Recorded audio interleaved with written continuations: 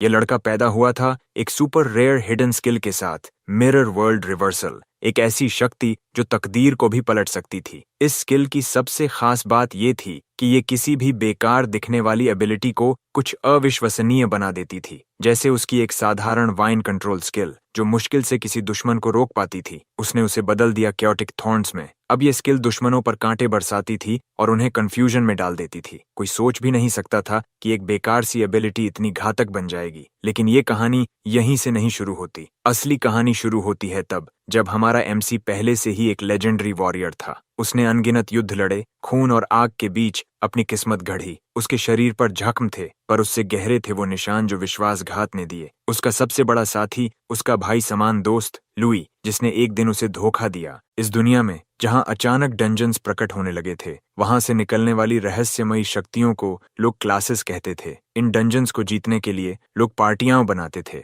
और उसी दौरान लुई ने ठान लिया कि उसके दोस्त की शक्ति अब राजघराने की होनी चाहिए ताकि साम्राज्य स्थिर रह सके। मगर सच्चाई ये थी, उसे डर था। डर उस ताकत से जो उसके दोस्त ने हासिल कर ली थी, एक ऐसी शक्ति जिसने एसएसएस रैंक को भी पार कर लिया था। एक रात लुई ने विश्वास का मुखौटा उतारा और बारूद की आग में सब खत्म कर दिया। पर मौत ने यून को नहीं रोका, क्योंकि उसी पल उसका हिडन स्किल मिरर वर्ल्ड सक्रिय हो गया। उसकी आत्मा एक झील के भीतर बने मिरर्ड रेल्म में स्थानांतरित हो गई, एक ऐसा संसार जहां प्रतिबिंब भी जिंदा थे। दशकों बाद एक और लड़का उसी झील के पास उल्टा लटकाया गया। कुछ बुलीज उसे पीट रहे थे, उसका चेहरा पानी में दबा रहे थे। उसकी चीखें किसी दूर सोई हुई आत्मा तक पहुंची। हाँ, वही आत्मा, यून की। एक चश्मे वाला लड़का बीच में आया, मगर बदमाशों ने उसका भी मजाक उड़ाया। तभी अचानक डंजन मैनिफेस्ट हुआ, जमीन फटी और मॉन्स्टर्स उभर आए। सब डर के मारे भाग गए, पर वो नर्डी लड़का रुका रहा। उसने कोशिश की उस बंधे हुए लड़के को छुड़ाने की। तभी मॉन्स्टर्स ने हमला किया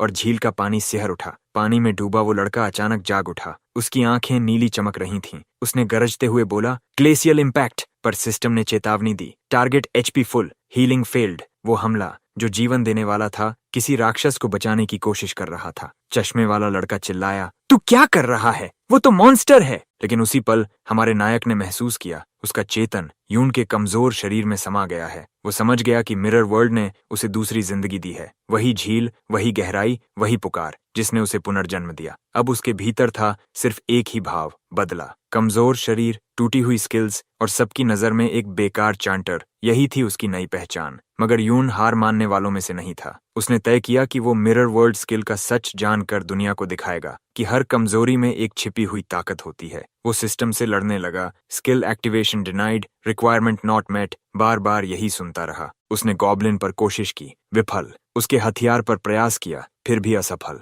और तभी एक लेवल 10 मैलफॉर्म्ड ओवरलॉर्ड प्रकट हुआ। उसके साथ आई सैकड़ों मॉन्स्टर्स की सेना। चश्मे वाला लड़का घबरा गया, हम खत्म हो गए। पर यून मुस्कुराया। उसने एक बार फिर मिरर वर्ल्ड सक्रिय किया, इस बार अपने ही एक बेकार स्किल पर। और तभी सिस्टम ने स्वीकार कर लिया। एंटैंगलिंग वाइन्स पलट गई और बनी केओटिक थॉर्न्स। दुश्मनों पर कांटे बरसे, हवा में चीखें गूंज उठीं और अराजकता में मॉन्स्टर्स एक दूसरे पर टूट पड़े। यहाँ तक कि ओवरलॉर्ड भी अपने ही साथियों के हाथों गिर पड़ा। यून ने देखा उसकी बेकार शक्ति अब विनाश का तूफान बन चुकी थी। वो हंसा, एक ऐसी हंसी जिसमें दर्द और जोश दोनों थे। अब उसे समझ आया, हर असफल स्किल को मिरर वर्ल्ड पलट सकता है, उसे मजबूत बना सकता है। फिर उसने एम्पावर्ड स्ट्राइक पर प्रयोग किया और वो बन गई ट्रिक ब्लेड। अब उसकी ताकत 10% बढ़ गई थी और ड्यूरेशन भी लंबा हुआ। हर बार स्किल पलटने पर उसकी अटैक पावर बढ़ती गई। मॉन्स्टर्स एक दूसरे को मारते गए और यून को मिला flood of experience points. Her bar level up पर उसकी एमपी भर जाती थी और यून ने ये मौका नहीं छोड़ा। उसने बार बार मिरर वर्ल्ड सक्रिय किया जब तक कि उसकी एमपी सिर्फ 12 रह गई। अब उसका ट्रिक ब्लेड 120% अटैक पावर दे रहा था और चलता था पूरे 44 सेकंड्स तक। तभी एक विशालकाय मॉन्स्टर उस पर झपटा, पर यून नहीं भागा।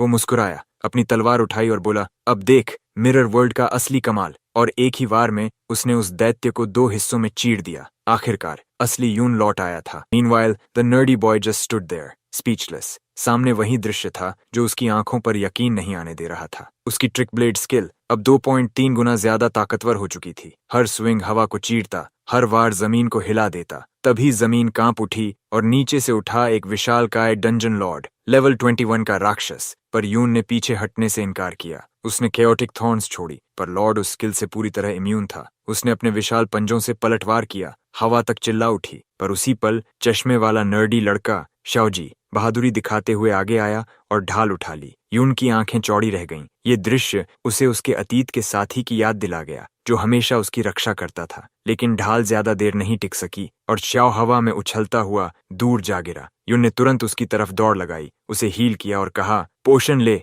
जल्दी। फिर उसने एक तेज योजना बनाई। श्याओ वेट, बस कुछ सेकंड और। अब ट्रिक ब्लेड के सिर्फ 8 सेकंड्स बचे थे। यून ने उन पलों में दर्जनों मॉन्स्टर्स को काट गिराया। हर किल के साथ उसे लेवल अप्स मिले और उसका एचपी वैम्पी फिर से भर गया। फिर उसने ट्रिक ब्लेड रीएक्टिवेट किया और शुरू हुआ विनाश का दूसरा दौर। उसकी गति अब आंधी जैसी थी, हर दिशा से वार करता, मॉन्स्टर्स को धूल में मिला देता। जल्द ही यून लेवल 12 तक पहुंच गया। अब ट्रिक ब्लेड की शक्ति 510% तक बढ़ चुकी थी। आखिर वो पल आया। डंजन लॉर्ड फिर से गरजा, पर यून अब अलग था। वो हवा में उछला, उसकी चालें बिजली जैसी तेज थीं। अलग अलग एंगल्स से वार करते हुए यून ने एक के बाद एक आघात किए और आखिरकार डंजन लॉर्ड गिर पड़ा। चुप्पी छा गई। शाओजी ने अविश्वास से देखा, एक चांटर, वो भी लेवल 5 का, उसने डंजन लॉर्ड को हरा दिया। डंजन साफ हो चुका था। यून ने गिरे हुए लूट आइटम्स इकट्ठे किए, जबकि शाओ अब भी हक्का बक्का था। उसने पूछा, तू इतना ताकतवर अचानक कैसे हो गया? यून ने मुस्कुराते हुए पलटकर पूछा, क्या तुम चाओ बेन से कोई रिश्ता रखते हो? शाओ ठिठक गया, तुम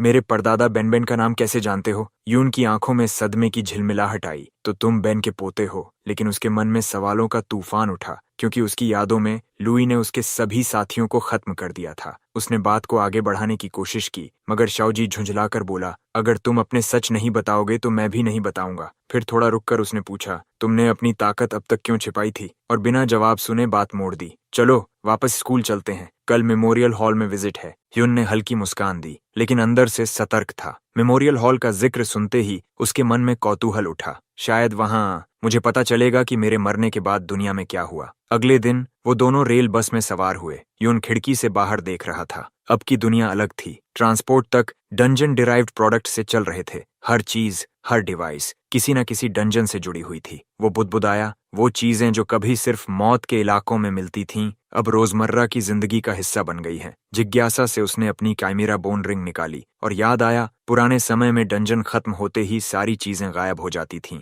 कितना कुछ बदल गया है, उसने धीमे से कहा। जब वो मेमोरियल हॉल पहुंचे, यून का दिल थम गया। सामने एक विशाल मूर्ति थी, लुई की। वही लुई जिसने उसे धोखा दिया था, अब लोगों की नजरों में हीरो बन चुका था। इतिहास कहता था, लुई ने अकेले उन दानवों को परास्त किया जो सैकड़ों डंजन से निकले थे। एक एसएसएस रैंक्ड डंजन जिसने वर्षों तक लोगों को सताया, उसे भी लुई ने अपने हीरो स्क्वाड के साथ खत्म किया। पर यून जानता था, असली विजेता वही था, वो और उसकी सेना। फिर भी इतिहास ने उसे देशद्रोही लूहे कहा। वो मूर्ति देखते हुए उसके होंठ कांपे। उन्होंने मेरी कहानी मिटा दी। उधर स्कूल टीचर छात्रों को समझा रही थी। हीरो लुई ने दिंगकुन की मदद से विद्रोह दबाया। यून चौंक गया। दिंगकुन, ये नाम मैंने कभी नहीं सुना। तभी भीड़ अलग हुई और सामने आया डिंगशू, वही बदमाश नेता। उसने यून और शाओ को जिंदा देखकर कहा, तो तुम लोग अब भी जिंदा हो? जरूर कोई एक्सपर्ट आसपास था जिसने डंजन क्लियर किया। छात्र उसके चारों ओर जमा हो गए। डिंगशू ने शाओ को घूरा, सारा झमेला तुमने किया। जब शाओ ने विरोध किया, डिंगशू ने उंगली उठाई और हीरो दिंगकुन की मूर्ति की ओर इशारा किया।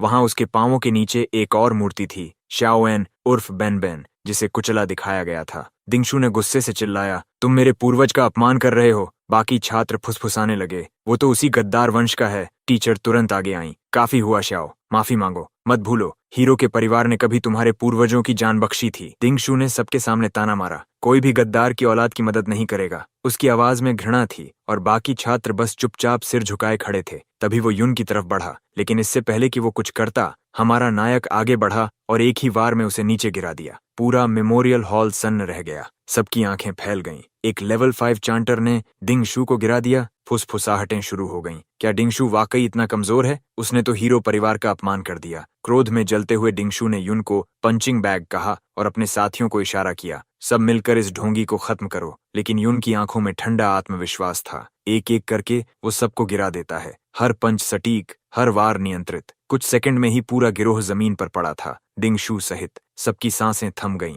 हीरो का वंशज इतना आसानी से हार गया? अपमान से तिल मिलाकर डिंगशू ने गरजते हुए अपनी एबिलिटी रेज सक्रिय की और फायर फोर्ज्ड हैमर बुलाया। हवा गर्म हो गई, पर यून ने मौका देख लिया। वो झुका, घूम कर वार किया और एक ही प्रहार में डिंगशू को फिर से जमीन पर दे मारा। उसी पल मेमोरियल हॉल के गार्ड्स दौड़ते हुए आए। यहाँ लड़ाई सख्त मना है, उनमें से एक चिल्लाया। टीचर ने झट से कदम बढ़ाया। यून, तुम्हारी ये हरकत शर्मनाक है। वो हथियार बुलाती है, पर यून शांत खड़ा था। वो धीरे से मुस्कुराया, अपनी चिमेरा बोन रिंग उठाई और एक ही झटके में टीचर का हथियार तोड़ दिया। अगर ये न्याय है, यून बोला, तो सबके लिए बराबर होना चाहिए, या फिर आप भी डिंग परिवार के लिए झुकती हैं? कमरे में सन्नाटा। रिंग से उठी शक्ति हवा में कंपन छोड़ रही थी। एक लेवल 21 लॉर्ड ड्रॉप, जो अब लेवल 32 की टीचर को पीछे धकेल रही थी। आखिरकार वो बोली, फाइन, मामले की जांच होगी। फिर उसने दोनों को बाहर भेज दिया। यून और शाओजी को हॉल से बाहर निकाल दिया गया। अंदर ही अंदर यून सोच में डूबा। मेरे पतन के बाद मेरे किसी भी साथी ने जिंदा नहीं बचा, और बैन बैन उसे डिंग कुन ने ही खत्म किया था।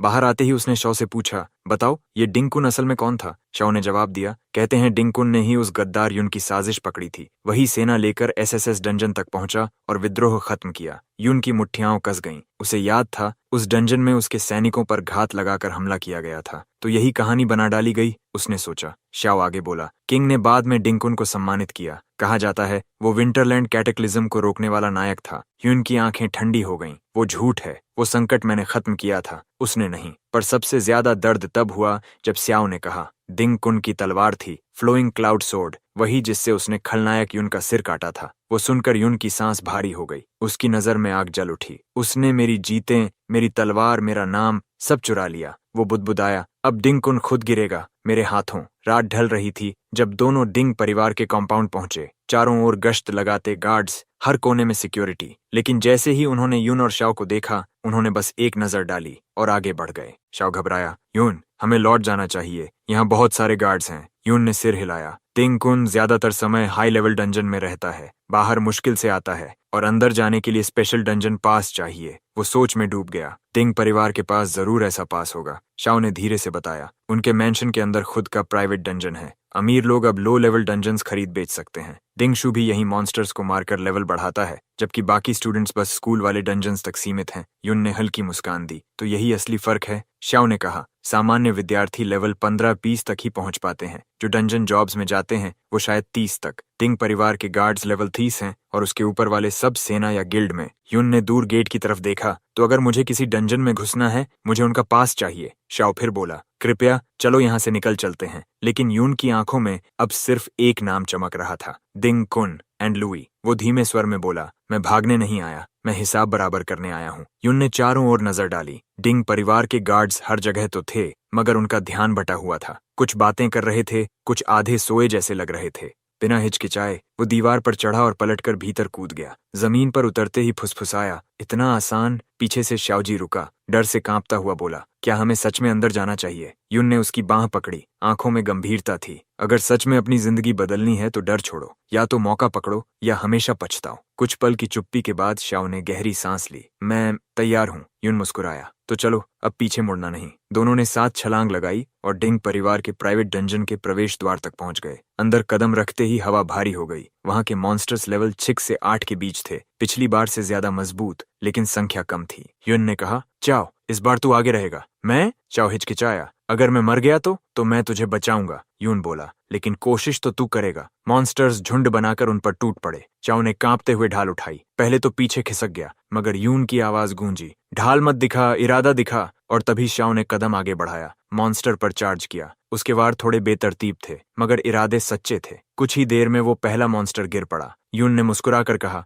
बुरा नहीं, तू में टैलेंट है, बस डर तुझे पीछे खींचता है। लड़ाई बढ़ी। जब भी शाओ पर ज्यादा दबाव आता, यून आगे बढ़कर मॉन्स्टर्स को खत्म कर देता। जैसे जैसे वे आगे बढ़े, शाओ की समझ बेहतर होती गई। वो अब स्पेशल पोजीशनिंग सीख गया था, हर वार के बीच में दूरी का सही अंदाज। जंग खत्म होने के बाद शाओ ने खुशी से कहा, मैं लेवल अप हो गया। यून ने समझाया, एक्सपी कंट्रीब्यूशन के हिसाब से बढ़ता है। अगर तू सिर्फ बचाव करेगा तो तुझे आधा भी नहीं मिलेगा। कम से कम मॉन्स्टर को पीछे धकेल, तब फायदा मिलेगा। शाओ ने सिर हिलाया। मैं पॉइंट्स बराबर बांटता हूँ, थोड़ा स्ट्रेंथ, थोड़ा एजिलिटी। यून ने कहा, गलती यही है, शील्ड बेरर्स को एजिलिटी पर ध्यान देना चाहिए, डिफेंस खुद ही बढ़ेगा। शाओ ने हल्की हंसी में कहा, मैं तो बैलेंस रखता हूँ ताकि कोई पार्टी मुझे रिजेक्ट न करे। धीमे शील्डर्स को कोई नहीं चाहता, यून ने शांत स्वर में कहा। अगर तू लेवल 60 तक पहुंचना चाहता है तो रैंडम नहीं चल सकता। जैसे बैस्टियन फोर्ट्रेस क्लास के लिए 60 स्टैमिना और 90 डिफेंस चाहिए, वरना क्लास प्रमोशन कभी नहीं मिलेगा। शाओ उदास होकर बोला, लेवल 60 तक पहुंचना मेरे बस की बात नहीं।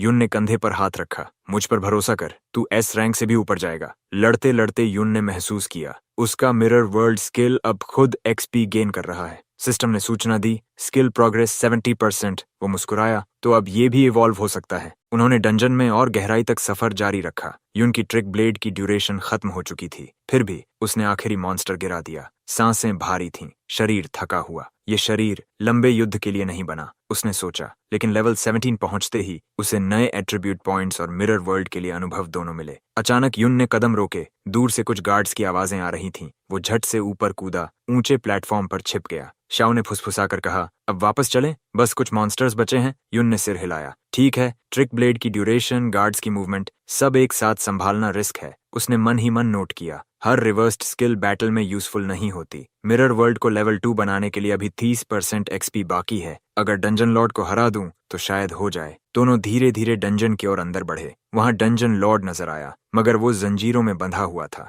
शाओ ने हैरानी से कहा, पहली बार किसी लॉर्ड को इस तरह कैद देखा है। युन ने फुसफुसाया, अभी हमला नहीं, इतने गार्ड्स हैं कि हलचल होते ही सब यहाँ आ जाएंगे। उसने एक मुखौटा पहना और एक गश्ती गार्ड पर झपटा। कुछ ही सेकंड में गार्ड बेहोश जमीन पर पड़ा था। युन ने उसकी गर्दन पर हल्का दबाव डाला और कहा, अब बताओ पास कहाँ है? घबराया हुआ गार्ड बोला, ओल्ड मास्टर की स्टडी में, वहां डंजन पासेस रखे हैं। युन मुस्कुराया, आंखों में चमक थी। वो गार्ड कांपती आवाज में बोला, मैं सच कह रहा हूँ, मैंने खुद ओल्ड मास्टर और उसके गार्ड को उन पासेस के साथ जाते देखा है। वो सिर्फ टेम्पररी यूज के लिए हैं, बिना मदद के कोई अंदर की सिक्योरिटी पार नहीं कर सकता। युन ने ठंडे स्वर में कहा, इन्वेंट्री खाली करो। गार्ड ने सब निकाला, कुछ पोशंस, कुछ स्क्रैप्स, बस इतना ही। युन ने देखा कि उसके पास एक स्किल बुक भी थी। उसे उठाकर बोला, लोभ हमेशा किसी न किसी रूप में बच ही जाता है। बाहर निकलते हुए गार्ड ने धीरे से कहा, तेंग परिवार हर कीमती ड्रॉप खुद रखता है, दूसरों को बस साधारण चीजें मिलती हैं। युन ने बुक खोली। सिस्टम ने सूचना दी, new skill acquired, slowing aura, reduces enemy speed by 20%।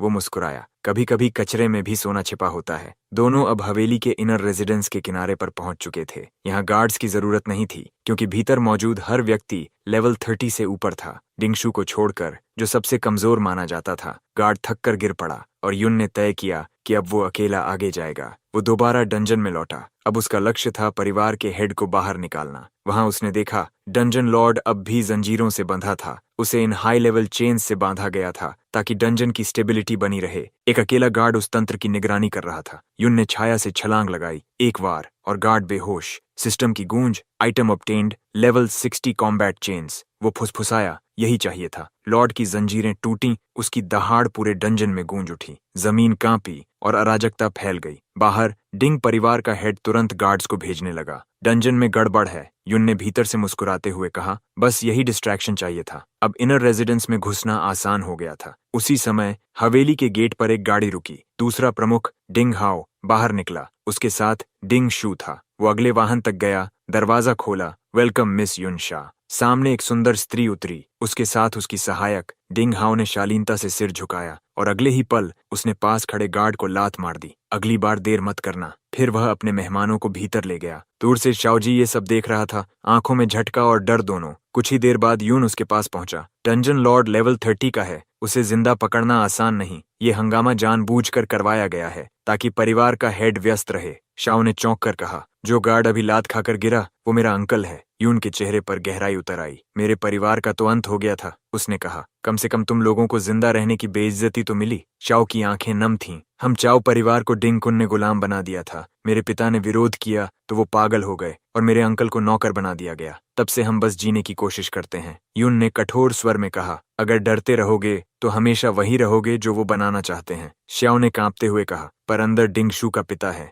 Level 42 का मॉन्स्टर। यून ने मुस्कुराकर जवाब दिया, जो सोचते हैं वो कभी आगे नहीं बढ़ते, जो करते हैं वही इतिहास लिखते हैं। उसने धीमे से कहा, अगर तू सच में अपनी किस्मत बदलना चाहता है तो अभी कदम बढ़ा। शाओ हिचकिचाया, हम सच में डिंग परिवार से टकरा सकते हैं? यून की आंखें जल उठीं। अगर जरूरत पड़ी तो मैं पूरे एम्पायर से लड़ जाऊंगा। फिर बिना एक और शब्द बोले वो कूद गया इनर पैलेस के भीतर। अंदर डिंग हाओ को सूचना मिली, डंजन लॉर्ड पागल हो गया है। युन शाह बोली, हम किसी और दिन आएंगे। डिंग हाओ ने विनम्रता से कहा, चिंता न करें, मेरे बड़े भाई इसे जल्दी संभाल लेंगे। वैसे ओल्ड मास्टर और थर्ड हेड भी आपके स्वागत के लिए लौट रहे हैं। हमारे प्रसिद्ध हीरो ग्रैंडफादर भी आपसे मिलने को उत्सुक हैं। युन छत के ऊपर से ये सब सुन रहा था। हीरो ग्रैंडफादर, क्या ये वही डिंगकुन है? उसकी नजर युन शाह पर गई। युन शाह, वही उपनाम। क्या ये महज संयोग है? वो धीरे से अंदर सरक गया। स्टडी रूम में वहां पास तो नहीं थे, लेकिन उसे एक पुरानी डायरी और कई हाई रैंक स्किल बुक्स मिली। एक किताब पर सिस्टम चमका, skill acquired, slowing aura, decrease enemy speed by 20%।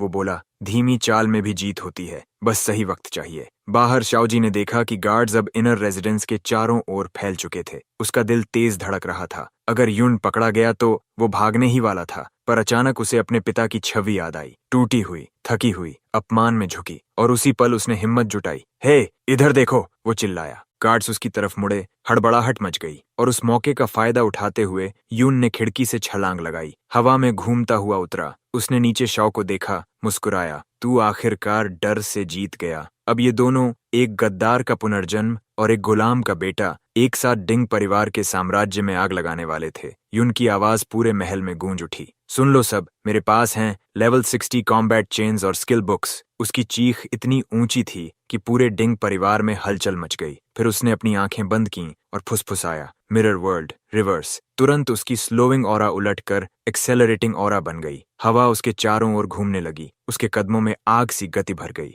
बाहर डिंग ई चीख उठा, वो डंजन की तरफ जा रहा है, उसे पकड़ो। सैकड़ों गार्ड्स हथियारों के साथ दौड़ पड़े, लेकिन यून पहले ही बिजली की तरह गायब हो चुका था। उसका लक्ष्य साफ था, डंजन लॉर्ड, जो अब डिंग ई से लड़ाई के बाद बुरी तरह कमजोर हो चुका था। यही मौका है मिरर वर्ल्ड को लेवल अप करने का, उसने सोचा। इनर रेजिडेंस के बाहर हलचल सुनकर युनशाह ने पूछा, ये क्या हो रहा है? दिंग हाओ मुस्कुराया, बस कोई छोटा मोटा थीफ है, चिंता मत कीजिए। मगर सच्चाई ये थी, डिंग ई ने अपने गार्ड्स को फिर से संगठित किया। आर्चर्स, रोग्स, फॉलो मी, पर से तूफान बना दिया था। लेवल 30 के आर्चर्स और रोग्स उसकी परछाई तक नहीं पकड़ पा रहे थे। अंततः वो आमने सामने हुआ डंजन लॉर्ड से। लॉर्ड अब भी घायल था, जंजीरों और सील से बंधा। युन ने कदम नहीं रोका। उसकी तलवार बिजली की तरह चमकी। गार्ड पीछे से चिल्लाए, रोक दो उसे, पर युन ने केओटिक थॉर्न्स छोड़ी और गार्ड्स आपस में लड़ने लगे, जैसे किसी ने उनके दिमाग से नियंत्रण छीन लिया हो। टीम बैटल का अनुभव नहीं है तुम लोगों में, युन ने कहा, और वो उनकी पंक्ति तोड़कर आगे निकल गया। तभी डिंग ई आया, चमकदार आर्मर में,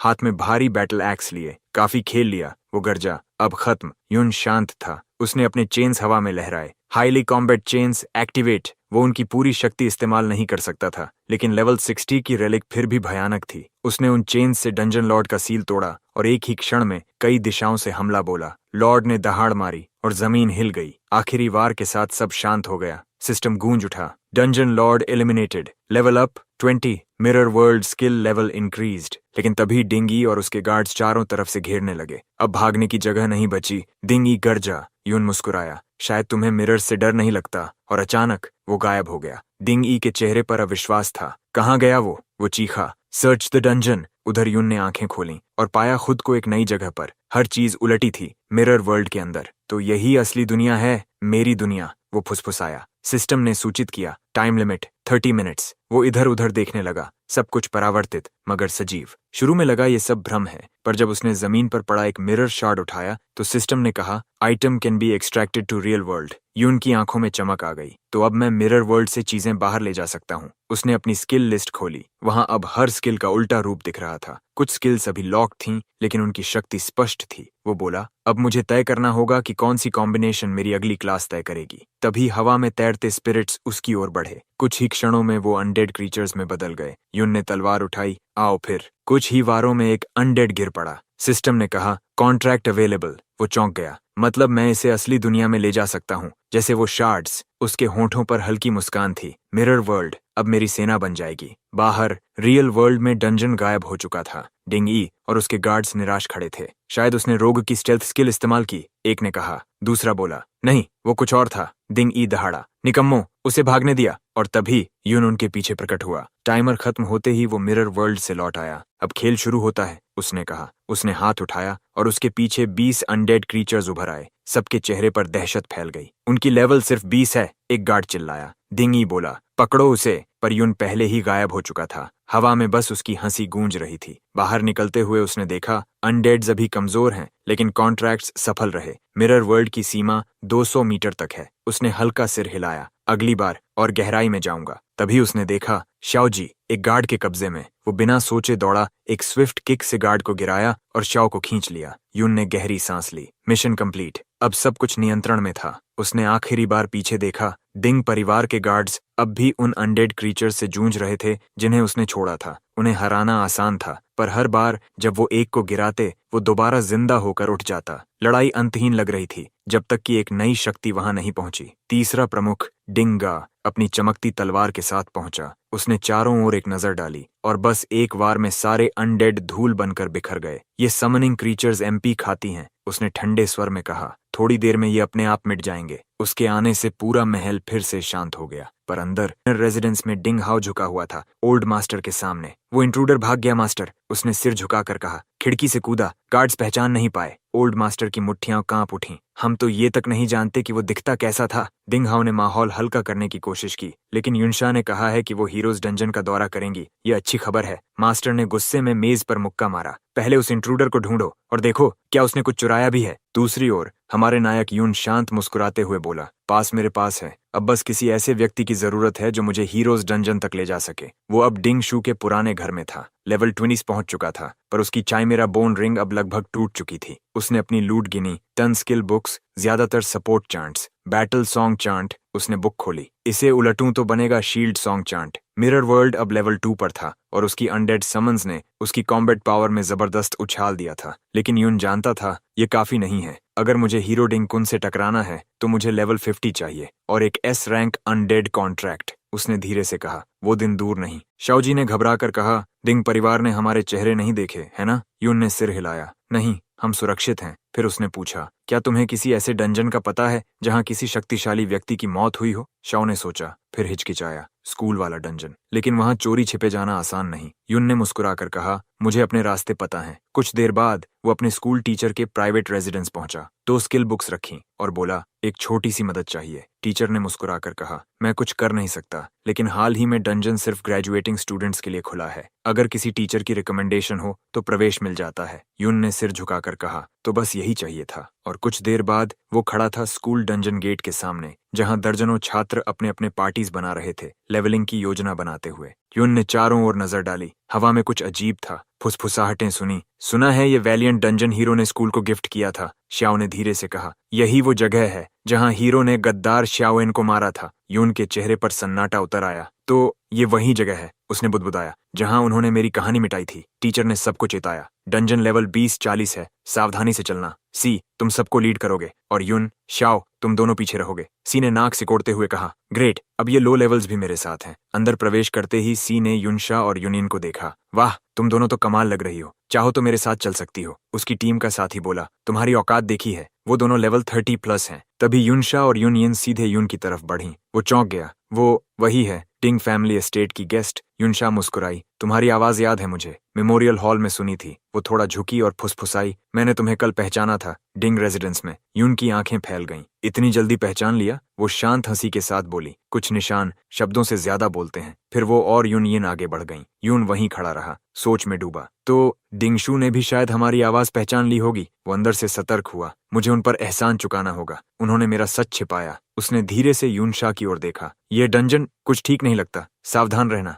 युनशा मुस्कुराई, वार्निंग के लिए धन्यवाद, लेकिन इस लेवल पर मुझे डरने की जरूरत नहीं। उसकी आत्मविश्वास भरी आवाज पूरे समूह में गूंज उठी। जी और उसके साथी कुछ क्षणों तक हैरान खड़े रहे, फिर सब एक साथ यून के चारों ओर जमा हो गए। वो वही युनशा है ना? क्या तुम उसे जानते हो? यून ने बिना रुके कहा, नॉट रियली, और बस आगे बढ़ गया। जी की टीम के चेहरों पर झुंझलाहट थी। उन्होंने आपस में बहस शुरू कर दी। वो दोनों अकेले जा रहे हैं, ये नियम के खिलाफ है। जी ने तुरंत अपनी इज्जत बचाने के लिए बोला, रिलैक्स, मैं युनशा के काफी करीब हूँ। अगर वो उसके साथ जा रही है तो युन भी कोई लो लेवल नहीं हो सकता। फिर उसने अपने साथियों को याद दिलाया, हम यहाँ क्रिस्टल्स कलेक्ट करने आए हैं। लो ग्रेडर्स को भूल जाओ, सबके पास डिस्ट्रेस फ्लेयर है, मरेंगे तो सिस्टम खुद बताएगा। अंदर ही अंदर जी मुस्कुराया, अच्छा होगा अगर वो ओवर कॉन्फिडेंट लड़का खुद ही मारा जाए। इसी बीच बाहर डिंगशू दौड़ता हुआ डंजन एंट्रेंस पर पहुंचा। वो चीखा, कौन सी टीम अभी अभी अंदर गई? एक टीचर ने जवाब दिया, यून और शाओजी समेत ग्रुप सी। डिंगशू की आंखों में गुस्सा चमका। उसे याद आया जब उसने परिवार को बताया था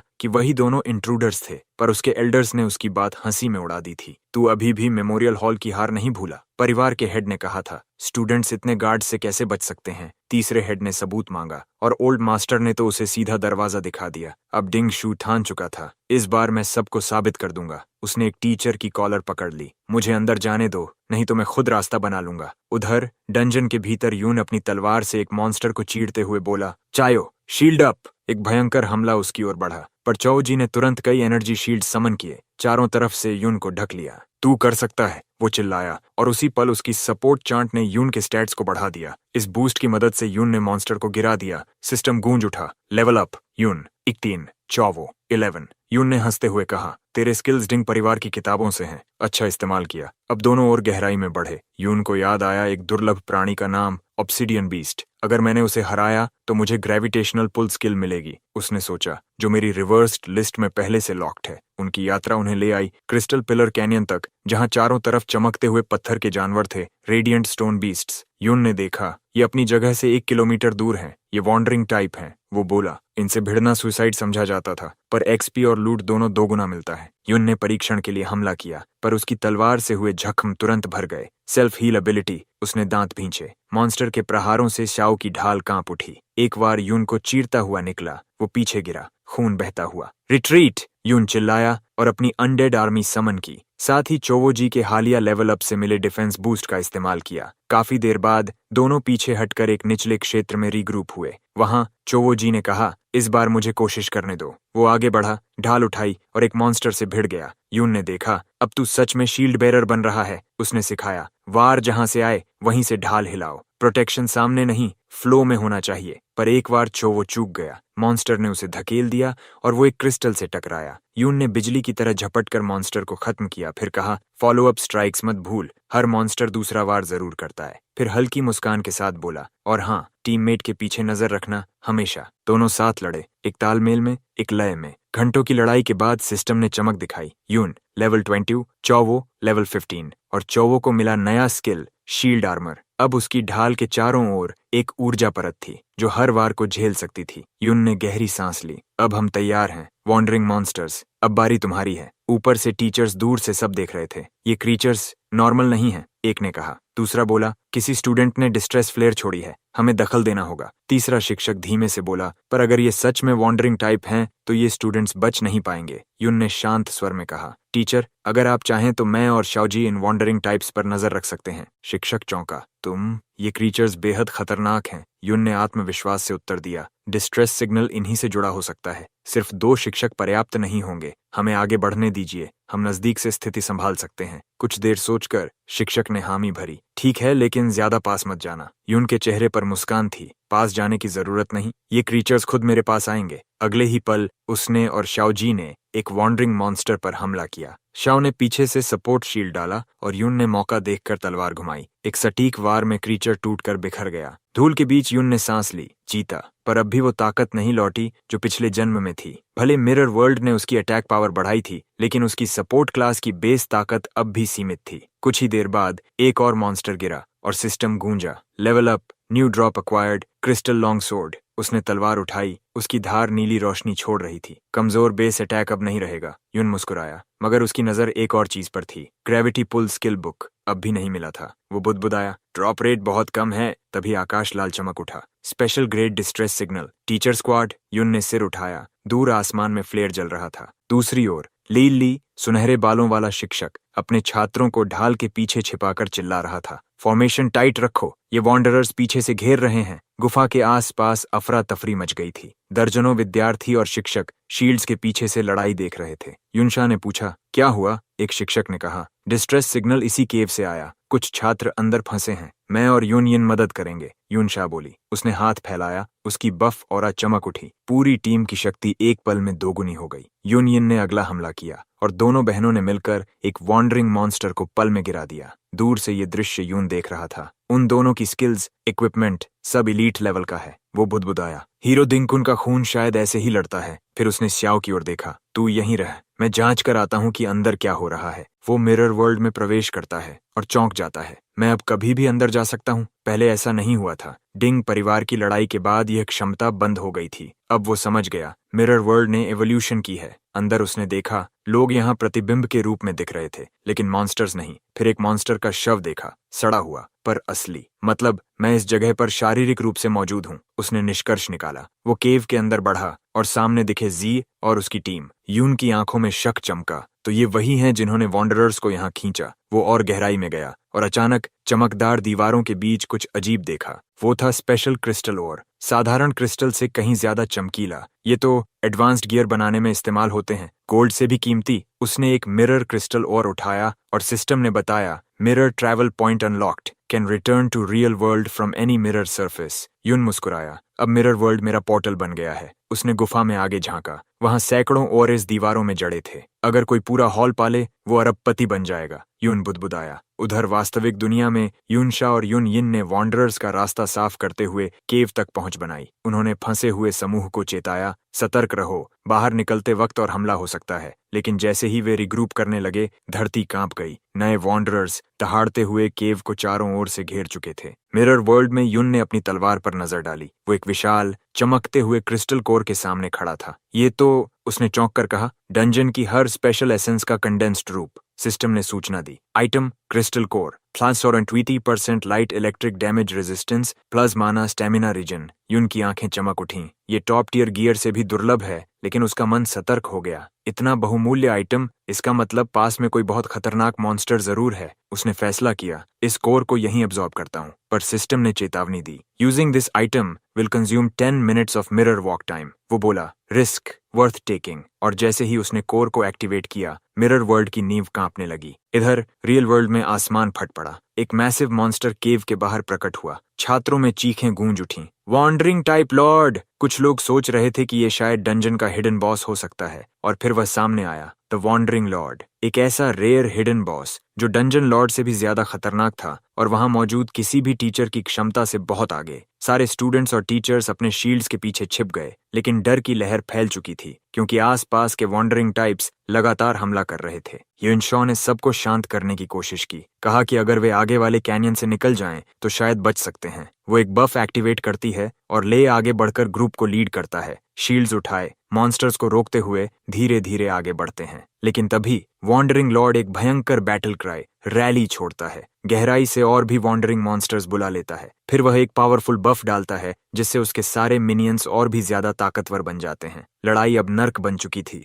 एक टीचर पल भर में एलिमिनेट हो गया। युद्ध की अफरा तफरी में यूना ने शील्ड गार्ड्स और हीलर्स को एक दूसरे को सपोर्ट करने का आदेश दिया। तभी एक क्लोक पहने टीचर घबराकर भागने की कोशिश करता है, अकेला। वो मॉन्स्टर्स के बीच से निकलने की कोशिश करता है, लेकिन ले तुरंत रोग्स को रोक देता है। कहता है, उनकी स्टेल्थ स्किल्स इतनी देर तक टिक नहीं पाएंगी। क्षण भर बाद वॉन्डरिंग लॉर्ड का हमला आता है और वो क्लोक टीचर वहीं मारा जाता है। हालात और बिगड़ जाते हैं जब कैनियन आगे से ध्वस्त हो जाता है। स्टूडेंट्स की आखिरी उम्मीद टूट जाती है। जैसे ही वॉन्डरिंग लॉर्ड दूसरा बड़ा हमला तैयार करता है, यूनशा और यून यिन अपनी अल्टीमेट शील्ड समन करते हैं। वो दोनों मिलकर उस वार को रोक तो लेते हैं, लेकिन वो शील्ड्स स्थिर थीं, हिलाई या दोबारा इक्विप नहीं की जा सकती। अब उनके पास बस कुछ कीमती पल बचे थे। किसी को समझ नहीं आ रहा था कि ऐसा वॉन्डरिंग लॉर्ड एक स्कूल डंजन में क्यों आया। एक स्टूडेंट खुद को दोष देने लगा कि शायद उसी ने यह सब ट्रिगर कर दिया। ले राहत महसूस करता है यह देखकर कि जिन्होंने वॉन्डरिंग टाइप्स को ऑब्जर्व करने का काम लिया था वो शायद सुरक्षित हैं। लेकिन तभी उसकी नजर चवोजी पर पड़ती है और वो हैरान रह जाता है।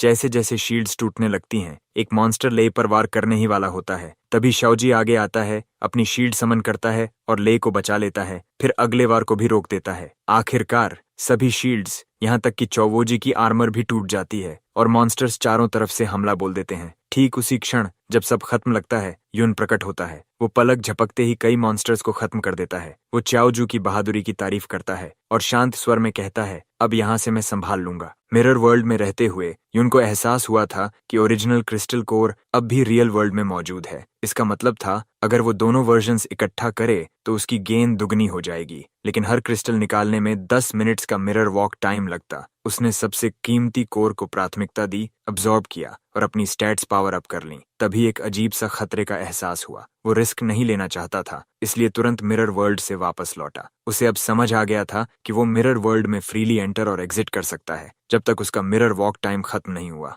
बाहर निकलते ही उसे दिखा सैकड़ों वॉन्डरिंग टाइप्स और उनके बीच वही वॉन्डरिंग लॉर्ड। बिना झिझक वो दौड़ पड़ा शाओ और बाकी स्टूडेंट्स तक पहुंचने के लिए। रास्ते में उसने मॉन्स्टर्स के वारों से बचते हुए मिरर वर्ल्ड में स्लिप किया, फिर बाहर आया। एक एक वार में उसे खत्म करता गया। अब वो था लेवल 24, कुल मैजिक पावर 140 और रिकवरी रेट 2.6 पर सेकंड। उसकी अटैक पावर तेजी से बढ़ रही थी। फिर भी वॉन्डरिंग लॉर्ड अब भी एक भयावह खतरा था। स्टूडेंट्स के बीच पहुंचकर युन ने मिरर वर्ल्ड से बाहर कदम रखा और तुरंत मॉन्स्टर्स की भीड़ पर हमला कर दिया। उसने शाओ की प्रशंसा की और दोनों के बफ्स सिंक्रोनाइज कराए। युनशा और शाओ जी ने तुरंत उसे सपोर्ट बफ्स दिए। फिर वह रियलिटी और मिरर के बीच लगातार स्विच करते हुए हर मॉन्स्टर को चीरता गया। हर किल के साथ उसका EXP बढ़ता गया। लोग डिसबिलीफ में उसे देखते रहे और युन समझ गया कि इस लड़ाई में वो अपनी ग्रोथ की असली सीमा देख रहा था। युनशा स्तब्ध थी। उसे यकीन नहीं हो रहा था कि ये वही इंसान है जिसे उसने कभी एक मामूली थीफ समझा था। युन अब रफ्तार से मिरर वर्ल्ड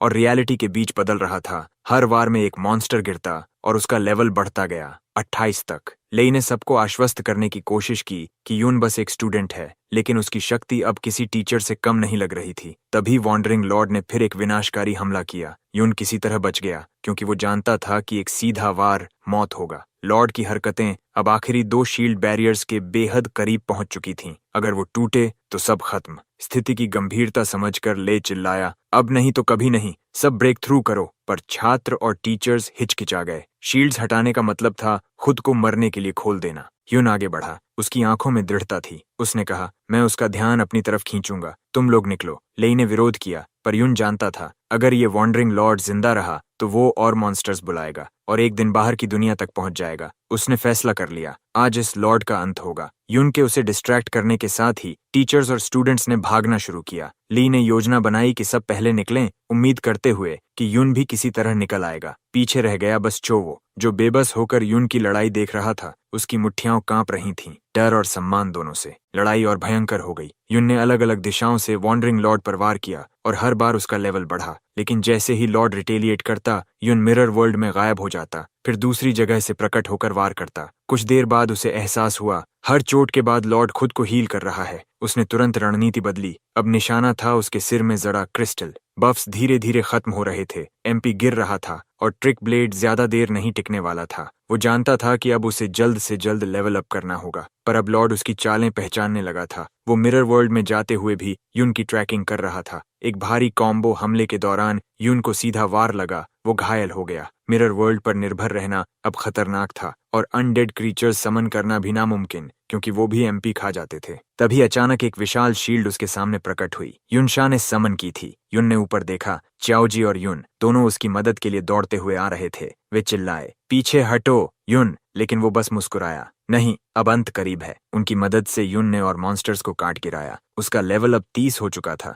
और तभी उसे मिला एक rare skill book, gravitational pull. उसने अपनी आर्मर पहनी, स्किल एक्टिवेट की, ग्रेविटेशनल पुल को उल्टा कर ग्रेविटेशनल ड्रॉ बनाया। अब वो खुद को बिजली की गति से वॉन्डरिंग लॉर्ड की ओर खींच सकता था। ट्रिक ब्लेड की अटैक पावर दोगुनी हो गई। उसने स्किल एक्टिवेट की, हवा चीरी और सीधे लॉर्ड के सिर के क्रिस्टल पर वार किया। लॉर्ड ने एक और भयंकर एरिया अटैक छोड़ा, लेकिन युन ने खुद को संभाला और पूरा जोर लगाकर क्रिस्टल तोड़ दिया। धड़ाम! एक विस्फोट के साथ वॉन्डरिंग लॉर्ड गिर पड़ा। साइलेंस। सब स्टंड थे। युन ने 5000 EXP पाया और नया टाइटल वॉन्डरिंग स्लेयर, साथ ही 2 rare skills, golden light barrier और एंजल्स ब्लेसिंग। उसका लेवल अब 33 हो चुका था। युनशा उसे देखती रह गई, डिसबिलीफ में गर्व और डर दोनों साथ। युन कुछ कह पाता उससे पहले लॉर्ड का विशाल शरीर गिरते हुए बिखरने लगा। धरती कांपी, चारों ओर केओस। युन ने देखा पास ही एक हॉलो माउंटेन और क्यूरियोसिटी से भीतर गया। अंदर इंसानों और वॉन्डरिंग ब्रीड्स दोनों के शव पड़े थे। वो तुरंत समझ गया यही वो जगह थी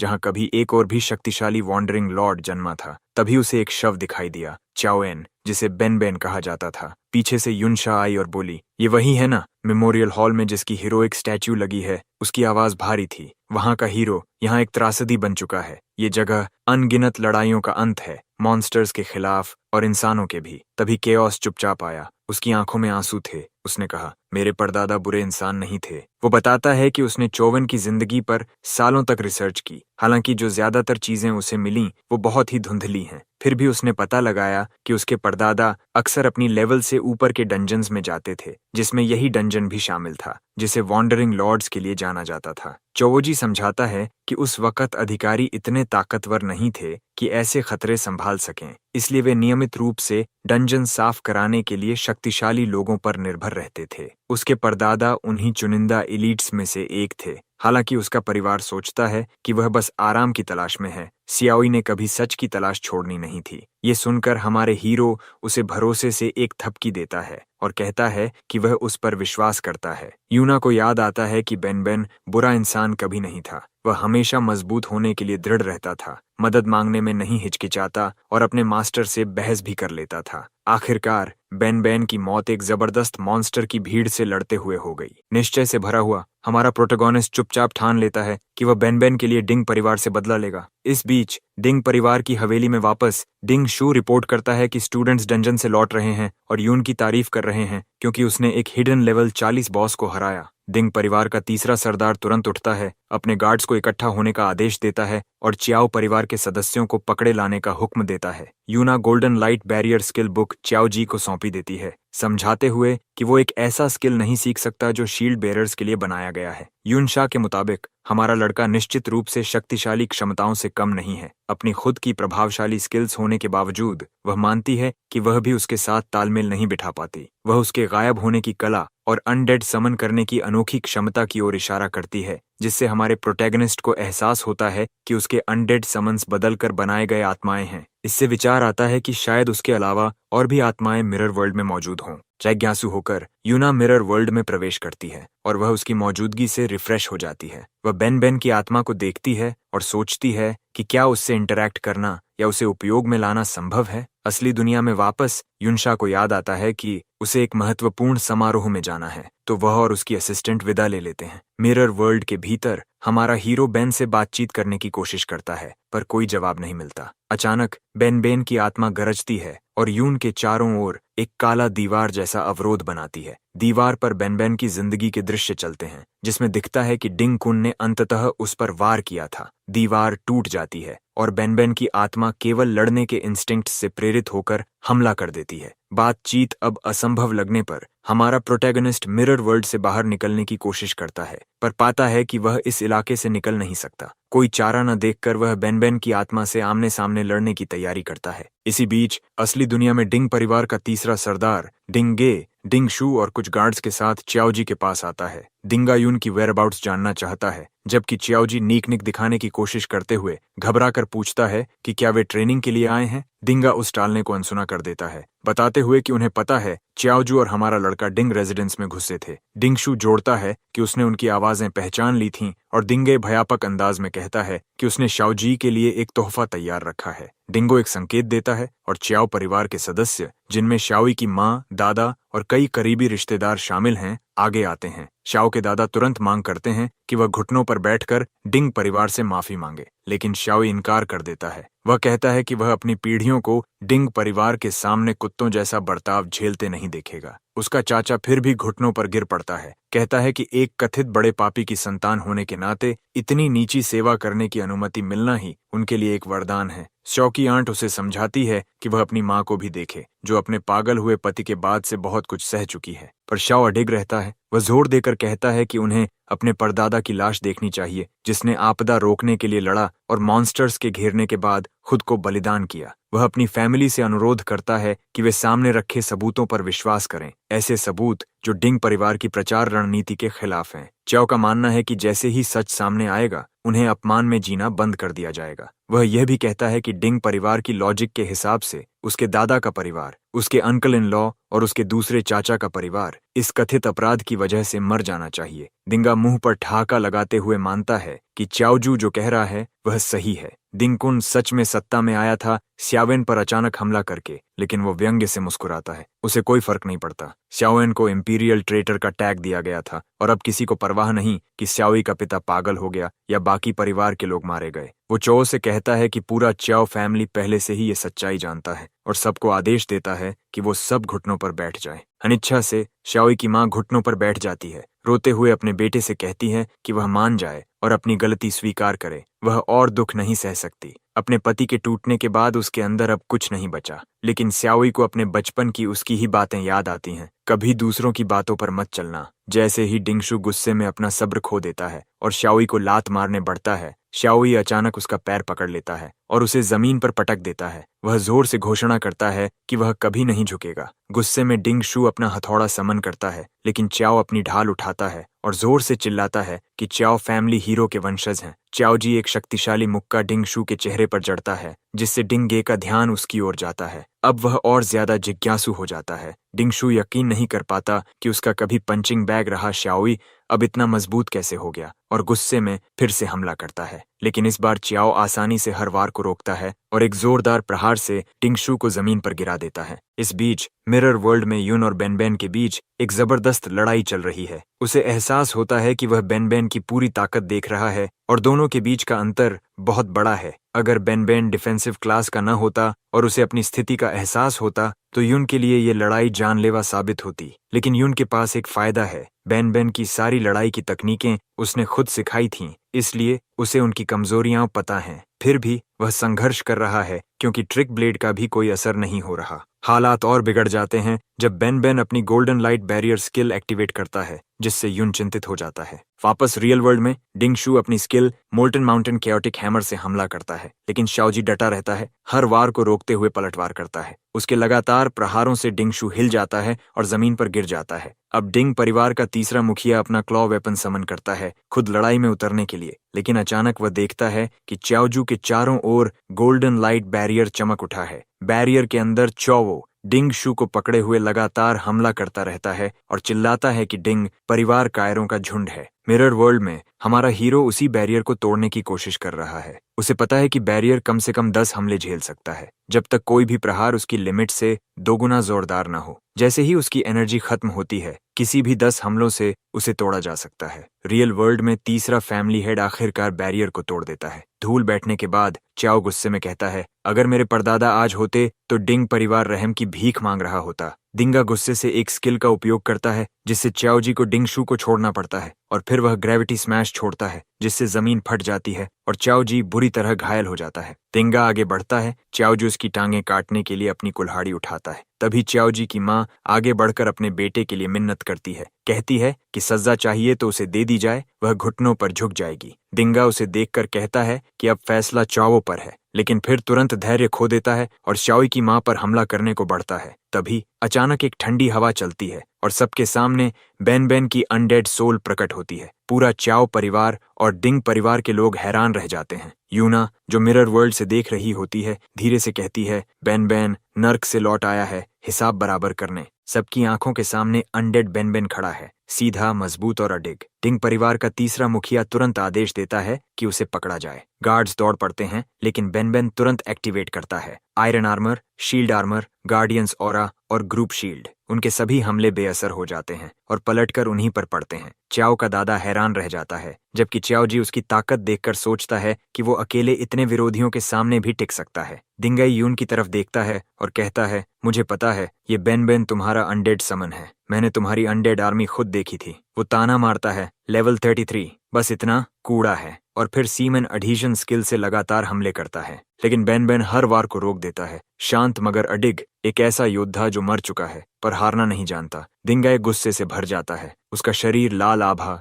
रेड ऑरा से चमक उठता है और वो दहाड़ते हुए समन गॉड क्रैश छोड़ता है, लेकिन बेनबेन तुरंत अपनी गोल्डन लाइट बैरियर से उस वार को रोक देता है। तीसरा सरदार उसकी शक्ति देखकर हैरान रह जाता है और अपने आदमियों को आदेश देता है कि वे उस बैरियर को तोड़ दें, लेकिन तब उसे पता चलता है कि उसके सारे सिपाही तो पहले से ही अनडेड स्केलेटन से लड़ने में उलझे हुए हैं। गुस्से में भरा डिंगे खुद आगे बढ़ता है और चार्ज प्रेशर पंच का इस्तेमाल करता है, मगर हमारे हीरो पर उसका कोई असर नहीं होता। चौंक कर वो तुरंत रेंडिंग क्लॉ स्किल एक्टिवेट करता है, लेकिन तभी हमारा प्रोटैगनिस्ट गायब हो जाता है। अगले ही पल वो हवा में उसके ऊपर प्रकट होता है और नीचे वार करता है। एक तेज और सटीक हमला। डिंगे बुरी तरह घायल हो जाता है। खून से लथपथ और गुस्से से पागल डिंगाई गर्जना करता है, पर यून आसानी से उसके हर वार से बच जाता है। बेन अपनी तलवार उठाता है, जिससे यून को कूदने के लिए एक प्लेटफॉर्म मिलता है और वो उस पर से एक और तेज हमला करता है। एक ही वार में डिंगाई का हाथ कट जाता है। डिंगाई अपने प्रीस्ट को बुलाता है, लेकिन तब उसे एहसास होता है कि उसके सारे सैनिक और सहायकों को अनडेड्स पहले ही खत्म कर चुके हैं। हमारा हीरो मुस्कुराते हुए कहता है, लेजेंडरी स्किल बफ के साथ मेरे अनडेड अब तुम्हारे किसी भी गार्ड से कहीं ज्यादा ताकतवर हैं। घबराया हुआ डिंगाई भागने की कोशिश करता है, लेकिन बेन अपनी तलवारें उठाकर उसका रास्ता रोक देता है। यूना शांत स्वर में कहती है, ये है sword shield absolute formation. S class से नीचे कोई इससे नहीं बच पाया। आखिरी कोशिश में डिंगाई एक वॉइड बॉम्ब निकालता है, एक एस क्लास वेपन जो उसे अपने दादा से विरासत में मिला था, और धमकी देता है कि वो इसे विस्फोटित कर देगा। लेकिन यून बिना डरे कहता है, कर दे। डिंगा हिचकिचाता है और उसी पल यूना झपट कर उसका दूसरा हाथ काट देती है। बम जमीन पर गिर जाता है। अब डिंगा के पास कोई रास्ता नहीं बचता। यून आदेश देता है, घुटनों पर बैठो, और डिंग बेबसी से झुक जाता है। शव उस नजारे को देखकर मुस्कुरा देता है, जबकि पीछे डिंग शू चुपचाप रो रहा होता है। हमारा हीरो आगे बढ़ता है, डिंगे की पीठ पर पैर रखकर उसकी गर्दन पर तलवार तानता है और ठंडे स्वर में पूछता है, अब बताओ तुम्हारी कीमत क्या रह गई। इस बीच यूनो उसकी इन्वेंट्री चेक करती है। वहां सैकड़ों हेल्थ पोशंस हैं। हर एक 100 एचपी को 10 सेकंड में रिस्टोर कर सकती है। लेकिन यून जल्दी समझ जाता है कि इन सब का इस्तेमाल करके भी बेन को पूरी तरह ठीक नहीं किया जा सकता। वो चुपचाप फैसला करता है, बेन को मरना होगा ताकि वो फिर से रिजरेक्ट होकर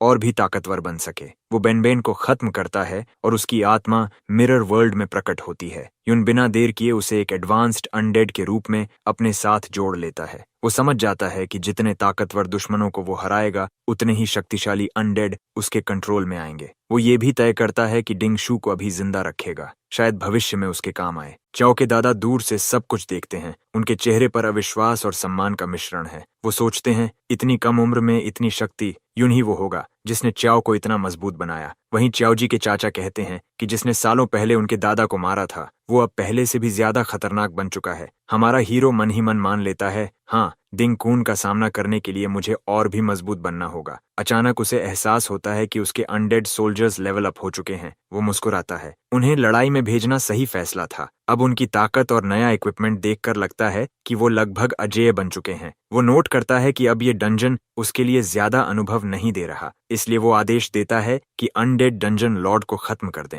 ऐसा करने से डंजन नष्ट हो जाएगा और इस अराजकता में चौवो परिवार बिना किसी की नजर में आए भाग सकेगा। कुछ ही समय में अनडेड्स डंजन लॉर्ड को मार गिराते हैं और पूरा डंजन धीरे धीरे गायब होने लगता है। यून चौवो फैमिली की तरफ मुड़कर कहता है, घबराओ मत, इस हलचल से डिंग परिवार को तीसरे मुखिया की मौत का पता लगने में समय लगेगा। तुम लोग अभी निकल जाओ, पीछा करने वालों को मैं संभाल लूंगा। वो जानता है कि उसे मिरर वर्ल्ड लेवल 3 तक पहुंचना है। पिछले अपग्रेड ने उसे काफी मजबूत बनाया था और अब उसे यकीन है कि अगला स्तर उसे डिंग कुन के बराबर या शायद उससे भी आगे ले जाएगा। बाद में एक अमीर आदमी के प्राइवेट डंजन के बाहर एक गार्ड शान से कहता है कि कोई यहाँ घुसने की हिम्मत नहीं करेगा। उसे क्या पता कि यून पहले ही अंदर जा चुका है। अंदर हमारा हीरो नोट करता है कि ये सारे प्राइवेट डंजन्स कितने कमजोर तरीके से सुरक्षित हैं। वो कई और डंजन साफ करता है और लगातार लेवल अप करता जाता है। जल्द ही पूरे क्षेत्र में अफवाह फैल जाती है एक रहस्यमय डंजन डिस्ट्रॉयर के बारे में। चाओई के दादा सोच में पड़ जाते हैं, क्या ये यूं ही हो सकता है? वो चिंतित हो उठते हैं कि कहीं ये सब घटनाएं उस डंजन से जुड़ न जाएं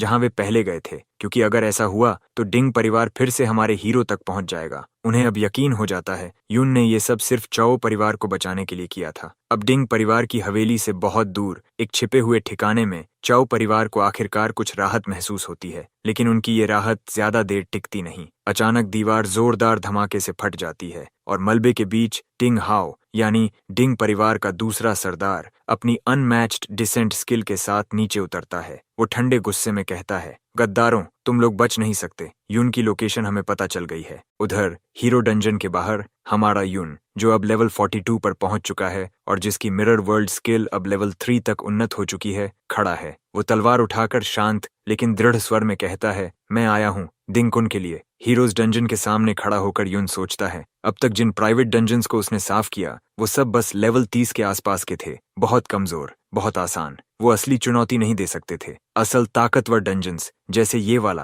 राज्य के नियंत्रण में हैं, भारी सैन्य सुरक्षा के साथ, और 2 किलोमीटर के दायरे में किसी को प्रवेश की अनुमति नहीं। आमतौर पर यून अपनी मिरर वर्ल्ड स्किल से अंदर घुस सकता था, लेकिन उसकी रेंज सिर्फ 20 मीटर है। इतनी सख्त सुरक्षा पार करने के लिए नाकाफी। इस बार वो तय करता है कि उसे मदद चाहिए और वह युनशा को बुलाता है। जब युनशा वहां पहुंचती है तो वो झुंझलाकर पूछती है, तुमने मुझे यहाँ बुलाया क्यों है? तुम्हें पता है मैं भी बिना पास के अंदर नहीं जा सकती। युन मुस्कुराते हुए उसे कुछ टेम्पोररी पासेस दिखाता है जो उसने डिंग परिवार की हवेली से चुराए थे। युनशा तुरंत गौर करती है और कहती है, हर पास के साथ एक साथी की जांच होती है। ये बताओ तुम इतने बेताब क्यों हो इस डंजन में घुसने के लिए? तब यून समझाता है, बेन की मौत और ट्रेटर्स डंजन में जो हुआ उसे देखकर मुझे शक है कि हीरोज ने जो कहानी फैलाई है वो पूरी तरह झूठ है। मैं चो परिवार की मदद करना चाहता हूँ सच्चाई सामने लाने के लिए। युनशा नाराज होकर कहती है, तुम्हारा चो परिवार से कोई लेना देना नहीं है। किसी हीरो परिवार से टकराना बेवकूफी है। तुम झूठ बोल रहे हो क्योंकि तुमने ये पासेस तो बेन की सच्चाई जानने से पहले ही चुरा लिए थे। वो जोड़ती है, दिंगय खुद रिवेंज के लिए ट्रेटर्स डंजन में गया था और फिर वो पूरे डंजन के साथ गायब हो गया। मुझे लगता है तुम्हारे दिल में हीरोज के लिए गुस्सा है। वो थोड़ा रुककर पूछती है, सच बताओ क्या तुम उस गद्दार यून से जुड़े हो? तुम्हारे नाम भी तो मिलते हैं। यून हल्का हंसता है और कहता है, तुम्हारा नाम भी युनशा है, फिर तुम भी तो हो सकती हो। वो झल्लाकर जवाब देती है, मैंने अपना सरनेम बदल लिया था मुश्किलों से बचने के लिए। यून हंसते हुए चढ़ाता है, शायद तुम मेरे असली सरनेम के बारे में ज्यादा सोच रही हो। युनशा भौहें चढ़ाकर कहती है, अगर तुम मजाक करते रहे तो मैं तुम्हें सेना के हवाले कर दूंगी। लेकिन यून मुस्कुराता है, उसे पता है वो ऐसा नहीं करेगी। उसके दिल में यकीन है युनशा सच में नेक इंसान है जिसने हमेशा दूसरों की जान बचाने के लिए अपनी जान दांव पर लगाई है। उसका भरोसा जीतने के लिए यून उसे वो डायरी देता है जो उसने डिंग परिवार से ली थी जिसमें हीरोज के वंशजों के अपराध दर्ज हैं। युनशा हैरान रह जाती है, तुम मुझ पर इतना भरोसा कैसे कर सकते हो? वो पूछती है, तुम्हें लोगों पर इतना अंधा विश्वास नहीं करना चाहिए। युन शांति से जवाब देता है, अगर किसी ने मुझे पहले धोखा दिया भी हो तो मैं भरोसा करना नहीं छोड़ूंगा और मुझे पता है तुम बुरी इंसान नहीं हो। थोड़ा सकपकाई हुई युनशा कहती है, ठीक है मेरे साथ चलो, लेकिन जब मैं तुम्हें धोखा दूंगी वहीं रुक जाना। हीरो डंजन के प्रवेश द्वार पर एक गार्ड युनशा को रोकता है और कहता है, हीरोज अंदर तुम्हारा इंतजार कर रहे हैं, लेकिन तुम डिंगडी के साथ नहीं आई। वो फिर युन की ओर देखता है जो हुडेड क्लोक में है और शक से पूछता है, तुम्हारे साथ ये कौन है? डिंग परिवार ने तो रिपोर्ट की थी कि कुछ पास चोरी हुए हैं। वो आगे बढ़ता है और कहता है, सुरक्षा खड़ी है, हमें तुम्हारे निजी गार्ड की जांच करनी होगी। युनशा बिना झिझक यून का चेहरा पकड़कर कहती है, अगर शक है तो मेरी भी जांच कर लो, शायद मुझे भी किसी ने बदल दिया हो। गार्ड्स उसके तेवर और रुतबे से डर जाते हैं और तुरंत रास्ता खोल देते हैं। अंदर पहुंचने के बाद यून को एहसास होता है युनशा का प्रभाव उससे कहीं ज्यादा है जितना उसने सोचा था। वो शांत स्वर में कहती है, मैं अब आगे दखल नहीं दूंगी, जो करना है करो। युन सिर झुकाकर उसका धन्यवाद करता है और एक क्लोक पहने अनडेड समन करता है। वो युनशा से कहता है कि वो उसी के साथ बाहर निकल जाए उसकी सुरक्षा के लिए। युनशा वहां से चली जाती है। अब युन मिरर वर्ल्ड में प्रवेश करता है, उत्साहित होकर अपनी लेवल 3 स्किल को आजमाने के लिए। वो स्किल एक्टिवेट करता है और मिरर वर्ल्ड के भीतर रियल वर्ल्ड के मॉन्स्टर्स की कॉपी बना देता है। अब वो बिना किसी डर के मिरर वर्ल्ड में इन कॉपीड क्रीचर्स को मारकर फार्म कर सकता है। सबसे बड़ी बात, जब वो मिरर वर्ल्ड से बाहर निकलता है उसके अनडेड वहीं रहकर खुद लेवल बढ़ाते रहते हैं, उसके बिहाफ पर लड़ते हुए और यून को और भी ताकतवर बनाते हुए। हीरोज डंजन के अंदर डिंग फैमिली एक पूरा शहर बना रही थी, एक अंडरग्राउंड सिटी जो उनका नया बेस था। यहीं से हमारा यून आगे की जांच करने की योजना बना चुका था। उसे पहले ही डिंग फैमिली डायरी से पता चल चुका था कि डिंग कुन यहीं कहीं मौजूद है। दुर्भाग्य से हमारे हीरो को इस शख्स के बारे में बहुत कम जानकारी थी, बस इतना कि डिंग कुन ने कई दशक पहले एस रैंक हासिल कर लिया था और तब से उसने अपनी असली ताकत कभी सार्वजनिक रूप से नहीं दिखाई। यूना मानता था कि अगर यून को डिंग कुन के बारे में ज्यादा जानकारी मिल जाए तो वो उसे हराने का आत्मविश्वास जुटा पाएगा। यून को याद आता है कि अपनी पिछली जिंदगी में वो हर एस रैंक योद्धा को जानता था, लेकिन डिंग कुन मानो कहीं से अचानक प्रकट हुआ था। जवाब तलाशने के लिए वो बेन से बात करने की कोशिश करता है, लेकिन कोई जवाब नहीं मिलता। फिर उसे याद आता है कि जब मिरर वर्ल्ड ने लेवल अप किया था तो उसके अनडेड क्रीचर्स की इंटेलिजेंस बढ़ गई थी, खासकर बेन की, जिसने सबसे ज्यादा सुधार दिखाया था। हालांकि वो अब भी बात करने लायक नहीं था। यून उम्मीद करता है कि अगले अपग्रेड में शायद बेन और जागरूक हो पाएगा। इस बीच डंजन सिटी कासल में डिंग डैन अपने पिता पर चिल्ला रहा था, आपने हमेशा तीसरे बेटे को ही तरजीह दी है। सिक्योरिटी ब्यूरो की रिपोर्ट के अनुसार वो बेटा अब तक लापता है। एम्पायर के हीरो डिंग कुन अपनी भारी आर्मर में बैठा था, लेकिन बेटे की चीख सुनकर उठ खड़ा हुआ। वो शांत लेकिन डरावनी आवाज में बोला, वो अपराधी अब एस रैंक तक पहुंच चुका है, तुरंत कार्रवाई करो। अचानक कुन ने अपना हाथ आगे बढ़ाकर डैन के सीने में घुसा दिया। वो ठंडी हंसी के साथ बोला, अपने ही बेटे पर नजर नहीं रख सके और खुद को एस रैंक कहते हो। वो डैन का मजाक उड़ाता है कि वो एक वार भी नहीं झेल सका। फिर कहता है, मैंने तुम्हें सिर्फ इसलिए जिंदा रखा था ताकि तुम अपने पोते का ध्यान रख सको। अब अपने किए का हिसाब खुद दो। कून ये भी चेतावनी देता है कि खून के रिश्ते खोने से तुम्हारी उम्र के साल घट जाते हैं। किले के बाहर डिंग यान, जो हीरो का वंशज है, एक विशाल आदमी की पीठ पर बंधा बैठा है। वो मजे से देख रहा है कि इंसान और भेड़िए खाने के लिए एक दूसरे से लड़ रहे हैं। तभी उसका साथी नान्स आता है और कहता है, यान, तुम्हारे मास्टर का पेट कई दिनों से मांस नहीं खाया। उसी समय हमारा हीरो युन दूर से यह सब देख रहा होता है। वो नोट करता है कि यहाँ के डिंग परिवार के सदस्य बाहर वालों की तुलना में कहीं ज्यादा संयमित लगते हैं। वो सोचता है कि क्या अब खुद को प्रकट करना चाहिए या नहीं। तभी बेन बेन के शरीर में हलचल होती है। वो कुछ बोलने की कोशिश करता है। यून को एहसास होता है कि इस हालत में भी बेन बेन दूसरों की मदद करना चाहता है। उसे याद आता है कि डिजास्टर जोन के लोगों में बेन और लांचियान सबसे दयालु और बहादुर थे, इसीलिए युन ने उन्हें अपने शिष्य के रूप में चुना था। अब उसे गहरा अफसोस होता है। उसे लगता है कि बेन बेन की यह हालत उसकी ही गलती है। कुछ मिनट बाद बेन बेन बड़बड़ाने लगता है, कुछ नाम बोलने की कोशिश करता हुआ। यून चौंक जाता है, शायद बेन बेन की चेतना लौट रही है। और फिर बेन बेन बुदबुदाता है, लियोन चान ही डिंगकुन है।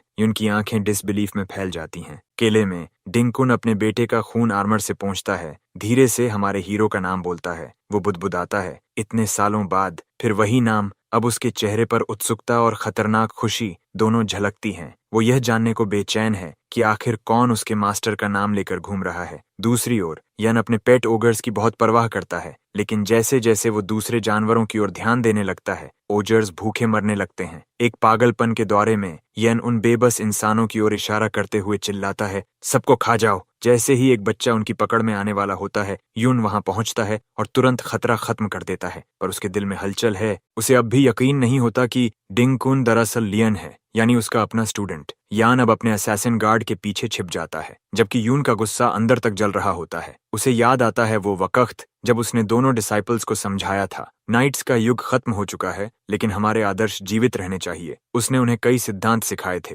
पहला, ह्यूमिलिटी यानी विनम्रता। हमेशा याद रखो कि तुम बाकी लोगों से बेहतर नहीं हो। वो उन्हें स्कोल्ड करता था अगर वे अहंकारी बनते, और उनकी ग्रोथ के लिए स्किल बुक्स तक दी थीं। वर्तमान में लौटते हुए यूनियन और नान्स को बुरी तरह हराता है, यहाँ तक कि नान्स का लेवल 30 लेजेंडरी इक्विपमेंट तोड़ देता है। इसके बावजूद यन हंसता रहता है, ताने मारता है। यून को याद आता है दूसरा प्रिंसिपल था मर्सी। उसने उन्हें सिखाया था कि कमजोरों के प्रति दयालु रहो और हिंसा का जवाब करुणा से दो। यून ने खुद उन्हें स्लेव ऑक्शन से बचाया था, क्योंकि वो मानता था कि जो दर्द झेल चुके हों वो दूसरों की पीड़ा को सबसे बेहतर समझ सकते हैं। अब वो उनके इल्यूजन्स पर वार करता है और यान चिल्लाता है, मुझ जैसे और भी कई हैं, शायद तुम्हारा परिवार भी हमारे बीच ही है। यून का गुस्सा बढ़ता है। वो अपना अटैक पावर सिस्टम से बढ़ाता है और मिरर वर्ल्ड एक्टिवेट करके असली यान और नान्स को लोकेट करता है। एक बार मिलते ही वो सीधे हमला करता है। उसे याद आता है तीसरा प्रिंसिपल, ब्रेवरी। डंजन बैटल्स में हमेशा न्याय के लिए लड़ो। यन डरकर भागने लगता है, नान्स को अकेला छोड़ देता है। नान्स अपनी एबिलिटी से यून पर वार करता है, पर सही वक्त पर उसे ढूंढ नहीं पाता। अचानक यून उसके पीछे प्रकट होकर वार करता है और एक स्पेशल स्किल अनलीश करता है। उसे याद आता है चौथा प्रिंसिपल, स्पिरिट ऑफ सैक्रिफाइस। इसी बीच बेन बेन घायल यन को खींचकर उसके मास्टर के सामने लाता है। यन चिल्लाता है, मैं हीरो का पोता हूँ। लेकिन जब वो देखता है कि उसका असैसिन अब यून का पपेट बन चुका है, तो उसकी आवाज रुक जाती है। यून को बाकी प्रिंसिपल्स याद आते हैं, ऑनेस्टी, जस्टिस, ऑनर और सोल। यान को हराने के बाद यून किले की दीवार पर खड़ा होता है। सैकड़ों इंसान नीचे बंधे हुए कैदियों की तरह लटके हुए। उसके भीतर आग जल उठती है। लांचियान, उसका अपना डिसाइपल जिसने कभी दया सीखी थी, अब अपने ही मास्टर के खिलाफ तलवार उठा चुका था। क्रोध से भरकर यून चिल्लाता है, लांचियन, तुमने ये क्या कर डाला? अचानक पीछे से चैन प्रकट होता है और एक जोरदार वार से यून को कई दीवारों के पार फेंक देता है। यून जल्दी संभलता है, अपनी हीलिंग स्किल और अटैक बूस्ट दोनों एक्टिवेट करता है। चेन फिर बढ़ता है और यून अपने मिरर से जवाबी वार करता है। एक वार में चेन की आर्मर टूट जाती है और उसका चेहरा सामने आता है। यून का शरीर कांप उठता है। चेन ही डिंगकुन है। वो गरजता है, तुमने अपने मास्टर से गद्दारी क्यों की? चेन बस मुस्कुराकर कहता है, क्योंकि मैं तुम्हारा पुराना नाम पहचानता हूँ। यून वार पर वार करता है, लेकिन चेन कहता है, मैं तो बस एक टूल हूँ, अपने मास्टर द्वारा भेजा गया। वो जमीन तोड़ देता है। चारों ओर अराजकता फैल जाती है। यून ये देखने के लिए बेन बेन को आगे भेजता है। चेन उसे पटक देता है, पर हैरान होता है कि वो अब भी जिंदा है। फिर समझता है ये तो अनडेड है। तभी चेन के 3 बेटे हथियार लेकर आ जाते हैं। यून तुरंत अपनी अनडेड आर्मी समन करता है, जिसमें डिंगाई भी शामिल है। इस दृश्य को देखकर चेन के चेहरे पर कुछ पल के लिए आंसू आते हैं, लेकिन फिर वो हंस पड़ता है। दिलचस्प है, बहुत दिलचस्प। वो कहता है, साबित करो कि तुम ही मेरे मास्टर हो। यून अपना एमपी और अटैक पावर दोनों बढ़ाता है और उसे याद आता है वो दिन जब चेन एक स्लेव केज में बंद था और फिर भी दूसरों की मदद करता था। अब चेन ठंडी हंसी के साथ कहता है, मैं जो हूँ तेरी वजह से हूँ। यून जवाब देता है, मैंने तुम्हें बचाया था, ताकत दी थी। लेकिन चेन चिल्लाता है, तो फिर इतनी देर से क्यों बचाया? बैन को क्यों चुना मुझसे पहले? उसके शब्दों में कड़वाहट थी, शायद क्योंकि वो ज्यादा साफ था या ज्यादा काबिल। यून सख्ती से कहता है, मैंने कभी किसी को अलग नहीं समझा, तुम खुद बहादुर बनना चाहते थे। चेन चीखता है, तुमने कभी मुझे बराबरी से नहीं देखा, तुम्हें सिर्फ बैन पसंद था। वो कहता है कि वो अब नाइट्स वर्च्यू में विश्वास नहीं करता, क्योंकि इस दुनिया में दर्जा और ताकत ही सब कुछ तय करती है। वो कहता है, तुमने बेन को चुना और मैंने लुई को। फिर हंसते हुए जोड़ता है, देखो अब कौन ऊपर है और कौन नीचे। यून अब गुस्से में मिरर से हर दिशा से हमला करता है। चेन की आर्मर पूरी तरह टूट जाती है। यून ठंडे स्वर में कहता है, तुम तो बैन के पैरों के लायक भी नहीं। चेन जोर से हंसता है, फिर अचानक अपनी ताकत 300% और गति 200% बढ़ा देता है। वो रैम्पेज बर्जकर एक्सक्लूसिव स्किल एक्टिवेट करता है। उसकी रफ्तार इतनी बढ़ जाती है कि यून को मिरर वर्ल्ड का सहारा लेना पड़ता है। चेन ब्लड स्टॉर्म अनलीश करता है, सभी मिरर्स तोड़ने के लिए। यून की एचपी तेजी से गिरती है। चेन हंसकर कहता है, तुम सिर्फ तब नैतिकता की बातें करते हो जब तुम सुरक्षित होते हो। वो ब्लड रेज एक्सप्लोजन ब्लेड से यून को दीवारों में फेंक देता है। यून की एचपी बस 42 पर रह जाती है। चेन कहता है, अब भाग नहीं सकते,